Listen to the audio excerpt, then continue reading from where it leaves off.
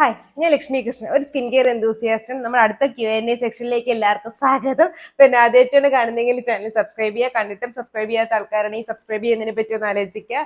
അപ്പൊ നമുക്ക് Q&Aയിലോട്ട് കിടക്കാം. അപ്പൊ കഴിഞ്ഞ പ്രാവശ്യം വന്ന കുറെ ക്വസ്റ്റ്യൻസ് എല്ലാം കൂടെ ക്ലബ് ചെയ്തിട്ടും കഴിഞ്ഞ Q&Aയുടെ താഴെ വന്ന ക്വസ്റ്റ്യൻസ് ക്ലബ് ചെയ്തിട്ടൊക്കെയാണ് ഞാൻ ഇന്ന് ഈ വീഡിയോ പറയാൻ പോകുന്നത്. അതിന് ഫസ്റ്റ് വന്നതെന്ന് വെച്ചാൽ ഫേസ് വാഷുകളെ പറ്റിയിട്ടാണ്. ഫേസ് വാഷുകളെ പറ്റിയിട്ട് രണ്ട് ക്വസ്റ്റ്യൻ വന്നു. ഒന്നെന്ന് വെച്ചാൽ ഫേസ് വാഷ് ചെയ്യുമ്പോൾ നമ്മുടെ മൂക്കിന് മുകളിൽ ഒരു ചെറിയ കുരുകുര വരുന്നത് ഒന്ന്. രണ്ടെന്ന് വെച്ചാൽ ഫേസ് വാഷ് ചെയ്തതിന് ശേഷം നമ്മുടെ ഫേസിലൊക്കെ ചെറിയ ഡ്രൈ പാച്ചസ് വരുന്നു, പ്രത്യേകിച്ച് മൂക്കിന്റെ രണ്ട് സൈഡിലൊക്കെ.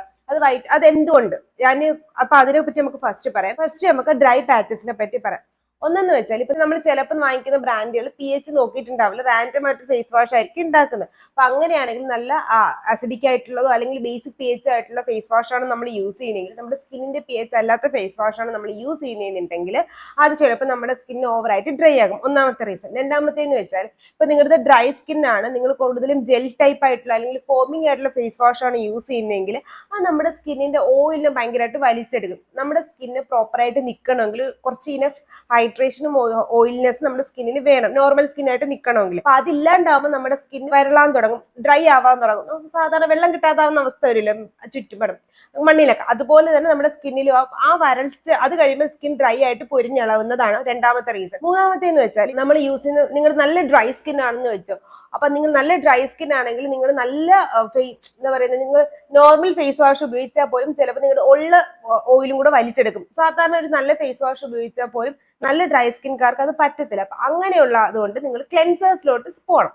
അപ്പൊ അതാണ് ഞാൻ മൊത്തത്തിൽ പറയാൻ വന്നത്, ഫേസ് വാഷും ക്ലെൻസേഴ്സും. അതായത് നിങ്ങൾ നല്ല ഡ്രൈ സ്കിൻ അല്ലെങ്കിൽ നല്ല സെൻസിറ്റീവ് സ്കിൻ ഉള്ള ആൾക്കാരാണെങ്കിൽ നമുക്ക് ഏറ്റവും നല്ലത് ഫേസ് വാഷിനേക്കാളും ക്ലെൻസേഴ്സ് ആണ്. കാര്യം എന്തെന്ന് വെച്ചാൽ ക്ലെൻസേഴ്സ് കുറച്ചുകൂടി ഹൈഡ്രേറ്റിംഗ് ആണ്.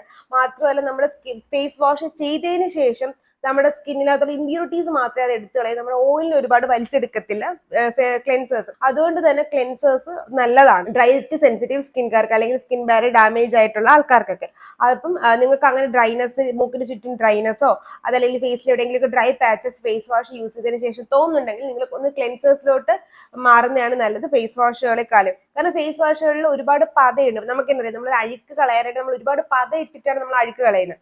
അപ്പൊ അതുകൊണ്ട് തന്നെ അത്രയും വർക്ക് ലാദറിന് അങ്ങനെ വർക്ക് ചെയ്യും ഓയിൽ പ്രൊഡക്ഷൻ ഓയിലിന് വലിച്ചെടുക്കാനായിട്ട്. അപ്പൊ ഓൾറെഡി ഓയിൽ ഇല്ലാത്ത ഡ്രൈ സ്കിന്നിൽ നമ്മൾ ഓവറായിട്ട് ഒരു ഇത് കൊടുക്കുകയാണെങ്കിൽ, ഫോമിങ് കൊടുക്കുകയാണെങ്കിൽ ഉള്ള ഓയിലും കൂടെ വലിച്ചെടുത്തിട്ട് നമ്മുടെ സ്കിന്ന് ഡ്രൈ ആക്കും. അപ്പം നമ്മളെപ്പോഴും ഹൈഡ്രേറ്റിംഗ് ടൈപ്പ് ക്ലെൻസേഴ്സ് യൂസ് ചെയ്യുക. അതല്ലാന്നുണ്ടെങ്കിൽ ഹൈഡ്രേറ്റിംഗ് ടൈപ്പ് ഫേസ് വാഷുകളുണ്ട്, സ്കിൻ ബാരിയറിന് വേണ്ടിയിട്ടുള്ള ഹൈഡ്രേറ്റിംഗ് ഫേസ് വാഷസ് ഉണ്ട്.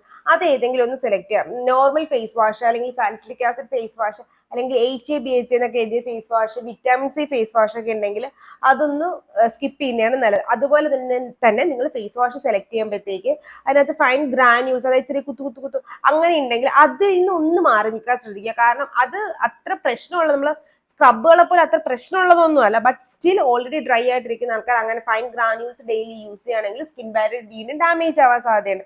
ഓവർ ഡ്രൈനെസ് കാരണം നമ്മൾ ഇനഫ് മോയ്സ്ചറൈസർ ഒക്കെ ഒന്ന് കൊടുത്ത്, മോയ്സ്ചറൈസറും സെറംസും ഒന്നും ഹൈഡ്രേഷൻ നമ്മുടെ സ്കിന്നിന് കൊടുത്തില്ല എന്നുണ്ടെങ്കിൽ നമ്മുടെ സ്കിൻ ഭയങ്കരമായിട്ട് ഡാമേജ് ആവും, പിന്നെ മോക്കൂര് വരാനുള്ള ചാൻസ് കൂടുതലാണ്. അങ്ങനെ നമുക്ക് ഡ്രൈ ആക്നെയൊക്കെ വരുന്നത്.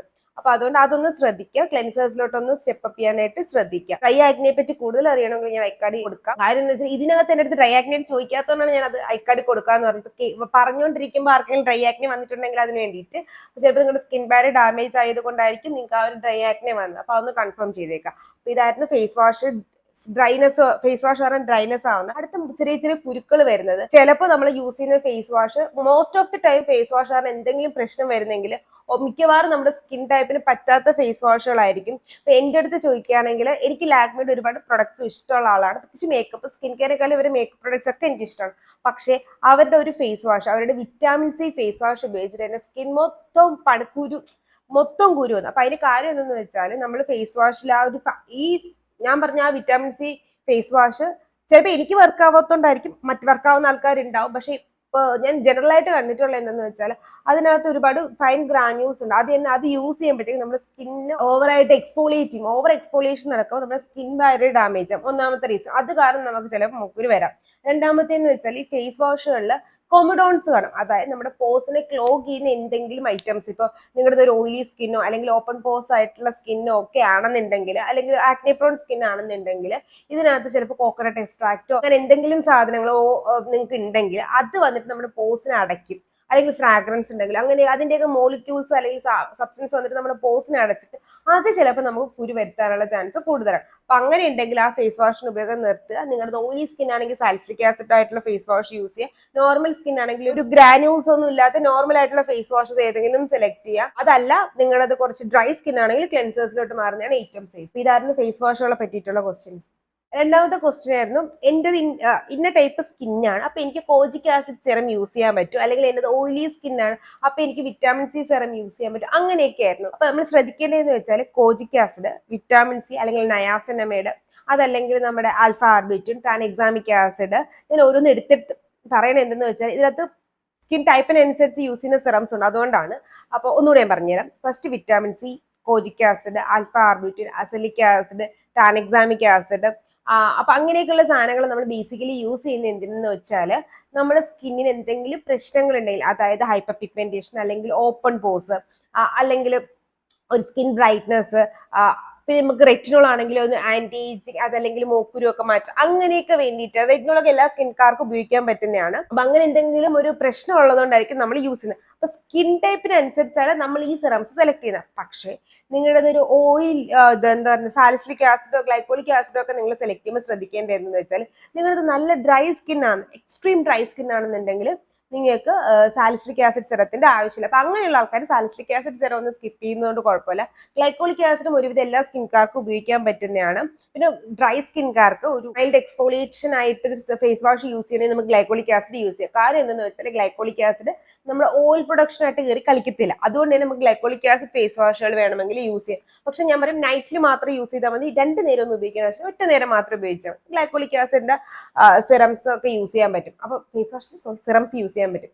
അപ്പൊ എങ്ങനെയാന്ന് വെച്ചാൽ നമ്മൾ സ്കിൻ ടൈപ്പിനനുസരിച്ച് ബേസിക്കലി യൂസ് ചെയ്യുന്ന രണ്ട് സെറംസേ ഉള്ളൂ. ഒന്ന് ഹൈൽഡ്രോണിക് ആസിഡും ഒന്ന് സാലിസിലിക് ആസിഡും. പക്ഷേ ഇത് ഹൈൽഡ്രോണിക് ആസിഡ് നമുക്ക് ഓയിലി സ്കിൻ ആണെങ്കിൽ ഉപയോഗിക്കുന്നതുകൊണ്ട് തെറ്റുന്നില്ല. പക്ഷെ ഓയിലി സ്കിൻകാർക്ക് അതിന്റെ ആവശ്യമില്ല. കാരണം നമുക്ക് ഓൾറെഡി സ്കിന്നിന് നമ്മൾ യൂസ് ചെയ്യുമ്പോൾ തന്നെ ആവശ്യത്തിന് സാധാരണ നമ്മൾ നാസിനമൈഡ് ഉപയോഗിക്കുമ്പോൾ തന്നെ ആവശ്യത്തിനുള്ള ഹൈഡ്രേഷൻ കിട്ടും. കൂടുതലും ഡ്രൈ സ്കിൻകാർക്കാണ് ഹൈൽഡ്രോണിക് ആസിഡ് സിറം നല്ലത്. അതുപോലെയാണ് സാലിസിലിക് ആസിഡ്. നിങ്ങൾക്ക് ഓപ്പൺ പോസ് അല്ലെങ്കിൽ white heads, black heads, pimples ഇല്ലാന്നുണ്ടെങ്കിൽ നിങ്ങൾക്ക് ഒരു സാലിസിലിക് ആസിഡ് സിറത്തിന്റെ ആവശ്യമില്ല.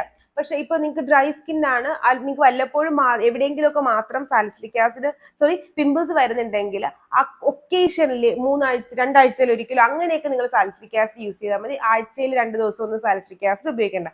പക്ഷെ ഓയിലി സ്കിൻകാർക്കാണെങ്കിൽ അങ്ങനെ യൂസ് ചെയ്യാം. ഇനി മറ്റുള്ള സിറത്തിലോട്ട് നമ്മൾ കോജിക് ആസിഡ് അല്ലെങ്കിൽ ആൽഫ ആർബിറ്റിൻ, അസലിക് ആസിഡ്, അതല്ലെങ്കിൽ ട്രാൻഎക്സാമിക് ആസിഡ്, ചുരുക്കി പറഞ്ഞ ടൈറോസിനേസ് ഇൻഹിബിറ്റേഴ്സ് എന്ന് പറയുന്ന സാധനങ്ങൾ നമ്മൾ യൂസ് ചെയ്യുന്നത് കൂടുതലും ഹൈപ്പർ പിഗ്മെന്റേഷൻ മാറ്റാൻ, അതായത് മെലാസ്മ, ഡാർക്ക് സ്പോട്ട്സ്, പിന്നെ പിമ്പിൾസ് മാർക്കുകൾ, പിമ്പിൾ വന്ന ഡാർക്ക് സ്പോട്ടുകൾ, അതല്ലെങ്കിൽ ഫ്രിക്കിൾസ്, ഇങ്ങനെയുള്ള സാധനങ്ങൾ മാറ്റാനായിരിക്കും നമ്മൾ അങ്ങനെയുള്ള കോജിക് ആസിഡ് പോലെയുള്ള അല്ലെങ്കിൽ അസലിക് ആസിഡ് പോലെയുള്ള സാധനങ്ങൾ ഉപയോഗിക്കുന്നത്, അതായത് ടൈറോസിനേസ് ഇൻഹിബിറ്റേഴ്സ് യൂസ് ചെയ്യുന്നത്. അപ്പൊ അങ്ങനെയാണെങ്കിൽ നമുക്ക് എല്ലാ സ്കിൻ ടൈപ്പുകാർക്കും അത് യൂസ് ചെയ്യാൻ പറ്റും. പക്ഷെ സെലക്ട് ചെയ്യുമ്പോൾ ഒരു കാര്യം മാത്രം ശ്രദ്ധിച്ചാൽ മതി. കുറച്ച് ഓയിലി സ്കിൻകാരാണെങ്കിൽ കുറച്ച് ലൈറ്റ് വെയിറ്റഡ് ആയിട്ടുള്ള സെലക്ട് ചെയ്യുക.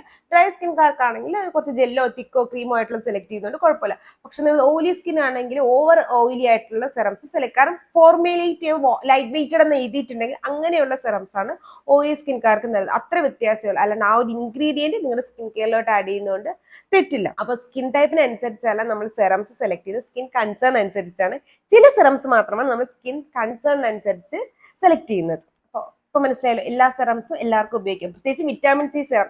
പിന്നെ വിറ്റാമിൻ സി സെറം യൂസ് ചെയ്യുമ്പോൾ ശ്രദ്ധിക്കേണ്ടതെന്ന് വെച്ചാൽ നിങ്ങൾക്ക് ഭയങ്കരമായിട്ട് ആക്റ്റീവ് ആക്നെ, അതായത് നിങ്ങൾക്ക് പ്രസന്റിൽ ഒരുപാട് മോക്കുരു ഉണ്ടെങ്കിൽ വിറ്റാമിൻ സി സെറം ഒന്നും ഉപയോഗിക്കാതിരിക്കുക. മോക്കുരു മാറിയതിന് ശേഷം വിറ്റാമിൻ സി സെറം ഉപയോഗിക്കുന്നതാണ് ഏറ്റവും ബെസ്റ്റ്. അപ്പൊ സ്കിൻ ടൈപ്പിനനുസരിച്ചുള്ള സ്കിൻ കൺസേണിനനുസരിച്ചാണ് നമ്മൾ സെറം സെലക്ട് ചെയ്യുന്നത്.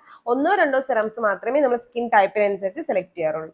അടുത്തൊരു ക്വസ്റ്റ്യൻ ആയിരുന്നു, ഞാൻ ആയുർവേദിക് ഫേസ് പാക്ക് യൂസ് ചെയ്യുന്നുണ്ട്, അപ്പൊ എനിക്ക് കോജിക് ആസിഡ് യൂസ് ചെയ്യാൻ പറ്റുമെന്ന്.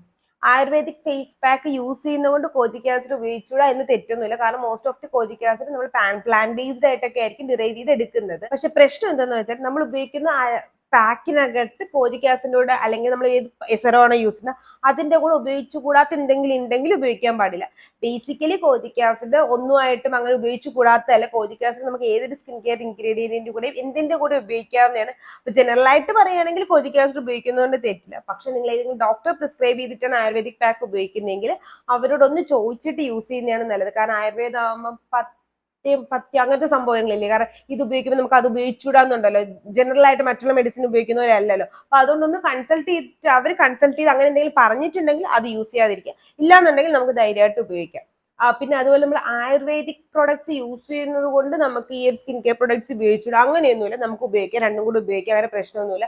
ഞാൻ പറഞ്ഞു ലാസ്റ്റ് ലോങ് മറ്റേ ആ സംഭവത്തിന്റെ പേര് ഞാൻ പറഞ്ഞു, പത്യം അതില്ലാന്നുണ്ടെങ്കിൽ നമുക്ക് ഉപയോഗിക്കുന്നതുകൊണ്ട് തെറ്റില്ല. പക്ഷെ അങ്ങനെ ഉണ്ടെങ്കിൽ ഉപയോഗിക്കാതിരിക്കുന്നതാണ് നല്ലത്. നമ്മൾ പറയത്തില്ല ഫിഷ് കഴിച്ചുകൂടാ, മിൽക്ക് കഴിച്ചുകൂടാ അങ്ങനെയൊക്കെ പറയത്തില്ലേ. അപ്പൊ അത് അങ്ങനെയൊന്നും ഇല്ലാന്നുണ്ടെങ്കിൽ അതൊന്നും നിങ്ങൾക്ക് ഇത് ഉപയോഗിക്കുന്നതുകൊണ്ട് തെറ്റില്ല. അങ്ങനെ ഉണ്ടോ എന്ന് ഡോക്ടറിനോട് കൺസൾട്ട് ചെയ്തിട്ട് യൂസ് ചെയ്യുന്നതാണ് നല്ലത്, അല്ലാണ്ട് വേറെ പ്രശ്നമൊന്നുമില്ല. അടുത്തതായിരുന്നു ട്രെറ്റിനോയിനെ പറ്റി. ബേസിക്കലി ഇത് എനിക്ക് ഇപ്പൊ വന്നേല, കുറെ നാൾ മുന്നേ വന്ന കുറെ ക്വസ്റ്റ്യൻസ് ആയിരുന്നു ട്രെറ്റിനോയിനെ പറ്റി. അന്ന് ഞാൻ കമന്റ് ബോക്സിൽ ഒരുപാട് പേർക്ക് ഇൻസ്റ്റയിൽ DM-ൽ റിപ്ലൈ കൊടുക്കുന്ന സമയത്തൊക്കെ ഞാൻ പറഞ്ഞിട്ടുണ്ടായിരുന്നു ട്രെറ്റിനോയിനെ പറ്റി.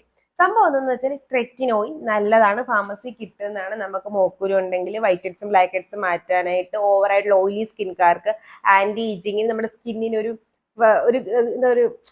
ഒരു റീജുവനേറ്റിംഗ് എഫക്റ്റ് കിട്ടാനായിട്ടൊക്കെ മാറ്റാനായിട്ട് ട്രെറ്റിനോയിൻ നല്ലതാണ്. പക്ഷെ പ്രശ്നം എന്തെന്ന് വെച്ചാൽ നമ്മൾ ഈ ട്രെറ്റിനോയിൻ അല്ലെങ്കിൽ റെറ്റിനോള് ഈ സാധനങ്ങളൊക്കെ ഇതൊക്കെ എന്ന് വെച്ചാൽ നമ്മുടെ വിറ്റാമിൻ അണ്ടറിൽ വരുന്നതാണ്. ഇതിനകത്ത് ട്രെറ്റിനോയിൻ ആണ് ഏറ്റവും ഹൈ എന്താ പറയുക ഇറിറ്റേറ്റിംഗ് ആയിട്ടുള്ള ഫാക്ടർ, അല്ലെങ്കിൽ ഏറ്റവും സ്ട്രോങ് ആയിട്ടുള്ളത് ട്രെറ്റിനോയിൻ ആണ്. അപ്പൊ അതുകൊണ്ട് തന്നെ നമ്മൾ അത് ഉപയോഗിക്കുമ്പോൾ ഡോക്ടറിന്റെ അണ്ടറിൽ ഉപയോഗിക്കുന്നതാണ് ഏറ്റവും സേഫ്. അത് പ്രത്യേകിച്ച് ലൈഫ് ലോങ് ഉപയോഗിച്ചുകൂടാ അങ്ങനെയൊന്നുമില്ല. പക്ഷെ സ്റ്റിൽ എന്താന്ന് വെച്ചാൽ നമ്മുടെ സ്കിന്ന് താങ്ങോ ഇല്ലയോ എന്ന് അറിയണം. അതിപ്പോ എല്ലാവർക്കും ട്രെറ്റിനോയിൻ താങ്ങണം എന്നില്ല. നിങ്ങളുടെ ചിലപ്പോൾ സെൻസിറ്റീവ് സ്കിൻ ആണെങ്കിലോ ഡ്രൈ സ്കിൻ ആണെങ്കിലോ ഭയങ്കര തിന്നായിട്ടുള്ള സ്കിന്നൊക്കെ ആണെങ്കിൽ നിങ്ങൾക്ക് ചിലപ്പോൾ ട്രെറ്റിനോയിൻ താങ്ങാൻ പറ്റത്തില്ല. അപ്പൊ അങ്ങനെയുള്ള ആൾക്കാർ ഇപ്പൊ നമ്മൾ പ്രോപ്പർ ആയിട്ട് ഒരു എഡ്യൂക്കേഷൻ തന്നിട്ട് നിങ്ങൾ മനസ്സിലാക്കിയിട്ടാണ് ഇത് യൂസ് ചെയ്യുന്നതെന്നുണ്ടെങ്കിൽ പോലും സ്കിൻ ഇറിറ്റേഷൻസ് വരാനുള്ള ചാൻസ് ഭയങ്കര കൂടുതലാണ്. നിങ്ങൾ എന്തിനാണോ ഉപയോഗിക്കുന്നത് അതിന് ഓപ്പോസിറ്റ് ഫലം കിട്ടാനാണ് ചാൻസ്.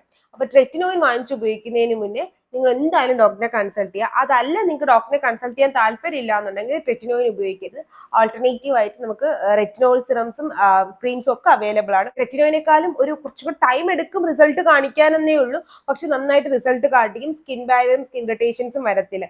മാത്രമല്ല ട്രെറ്റിനോയിൻ ഷോപ്പിൽ പോയി വാങ്ങിക്കുന്ന ആൾക്കാർ പ്രധാനമായിട്ടും ചെയ്യുന്നത് എന്തെന്ന് വെച്ചാൽ അവർ അത് ഉപയോഗിക്കും. പക്ഷെ അതിന്റെ കൂടെ ചിലപ്പോൾ മോയ്സ്ചറൈസർ ഉപയോഗിക്കത്തില്ല, ചിലപ്പോൾ സൺസ്ക്രീൻ ഉപയോഗിക്കത്തില്ല.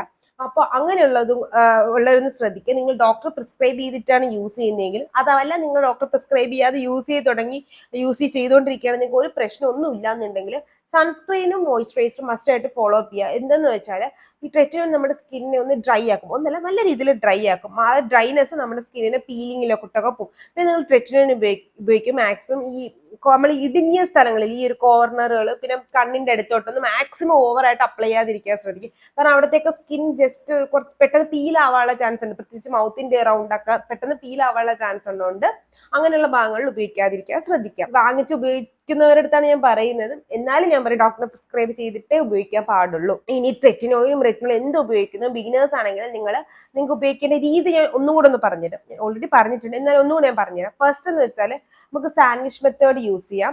അതായത് നമ്മൾ ഫസ്റ്റ് ഫേസ് വാഷ് ചെയ്യുക, എന്നിട്ട് മോയ്സ്ചറൈസർ അപ്ലൈ ചെയ്യുക, എന്നിട്ട് ട്രെറ്റിനോയിൻ അപ്ലൈ ചെയ്യുക, പിന്നെ വീണ്ടും മോയ്സ്ചറൈസർ അപ്ലൈ ചെയ്യുക.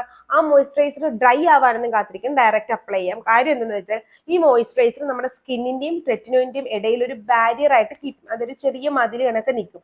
അപ്പം ആവശ്യത്തിന് ഓവറായിട്ട് ഇതങ്ങോട്ട് അബ്സോർബ് ആവത്തില്ല, എന്നാൽ ആവശ്യത്തിന് അബ്സോർബ് ആവുകയും ചെയ്യും. നമ്മുടെ സ്കിൻ ഒരുപാട് ഇറിറ്റേറ്റ് ആവത്തില്ല. അതുകൊണ്ടാണ് അത് അങ്ങനെ അപ്ലൈ ചെയ്യണമെന്ന് പറയുന്നത്.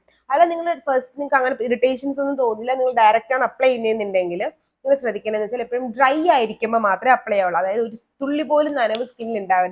കാരണം നനഞ്ഞ സ്കിന്നിലാണ് നമ്മൾ ട്രെറ്റിനോയിൻ അപ്ലൈ ചെയ്യുന്നതെങ്കിൽ അബ്സോർപ്ഷൻ ഫാസ്റ്റ് ആകും. അബ്സോർപ്ഷൻ ഫാസ്റ്റ് ആയാൽ നമുക്ക് മോക്കൂര് സ്കിൻ ഇറിറ്റേഷൻസ് വരാനുള്ള ചാൻസ് ഭയങ്കര കൂടുതലാണ്. എപ്പോഴും ഡ്രൈ ആയിരിക്കുന്ന സ്കിന്നിൽ മാത്രമേ ട്രെറ്റിനോയിൻ അപ്ലൈ ചെയ്യാവുള്ളൂ. ട്രെറ്റിനോയിൻ ആയിക്കോട്ടെ റെറ്റിനോൾ ആയിക്കോട്ടെ എന്തും അപ്ലൈ ചെയ്യാവുള്ളൂ. പിന്നെ ഇത് എപ്പോഴും രാത്രി മാത്രമേ അപ്ലൈ ചെയ്യാവുള്ളൂ, രാവിലെയും വൈകിട്ടും ഒന്നും അപ്ലൈ ചെയ്യരുത്. രാത്രി മാത്രമേ ട്രെറ്റിനോയിനും റെറ്റിനോളും ഒക്കെ അപ്ലൈ ചെയ്യാൻ പാടുള്ളൂ. അപ്പൊ ഇതായിരുന്നു ട്രെറ്റിനോയിനെ പറ്റിയിട്ടുള്ള ഡൗട്ടുകൾ. ഞാൻ ഇപ്പോഴും പറയുന്നത് ഡോക്ടർ പ്രിസ്ക്രിപ്ഷനിൽ അല്ലാണ്ട് അത് യൂസ് ചെയ്യരുത്. സംഭവം ഞാൻ മറ്റേ ഹൈഡ്രോക്വിനോണിൻ പോലെയോ അങ്ങ് സ്റ്റിറോയിഡ് ക്രീംസ് പോലെയോ ഒന്നും പ്രശ്നം ഉണ്ടായിട്ടല്ല പറയുന്നത്. അതുപോലത്തെ സൈഡ് എഫക്ട്സ് ഒന്നും തരത്തില്ല. ബട്ട് സ്റ്റിൽ നമ്മുടെ സ്കിന്നിന് ഡോക്ടർ സ്കിൻ ടോളറേറ്റ് ചെയ്യുമെന്ന് അറിഞ്ഞിട്ട് വേണം ട്രെറ്റിനോയിൻ ഉപയോഗിക്കാൻ വേണ്ടിയിട്ട്. പിന്നെ ബ്രസ്റ്റ് ഫീഡിങ് ആണെങ്കിൽ യൂസ് ചെയ്യരുത്. നിങ്ങൾ പ്രഗ്നന്റ് ആണെങ്കിലും ട്രെറ്റിനോയിൻ ഉപയോഗിക്കരുത്. അപ്പൊ ഇതായിരുന്നു ഇന്നത്തെ Q&A ക്വസ്റ്റ്യൻസ്. ഇതുപോലത്തെ skin care and hair care video ആയിട്ട് എല്ലാ ട്യൂസ്ഡേയും തേഴ്സ്ഡേയും സൺഡേയും ഞാൻ വരുന്നതാണ്. നിങ്ങളുടെ എന്തെങ്കിലും ഡൗട്ട് ഉണ്ടെങ്കിൽ കമന്റ് ബോക്സിൽ ചോദിച്ചാൽ അടുത്ത Q&A ഞാൻ ക്ലിയർ ചെയ്യുന്നതാണ്. Till then Lakshmi signing off. Tata.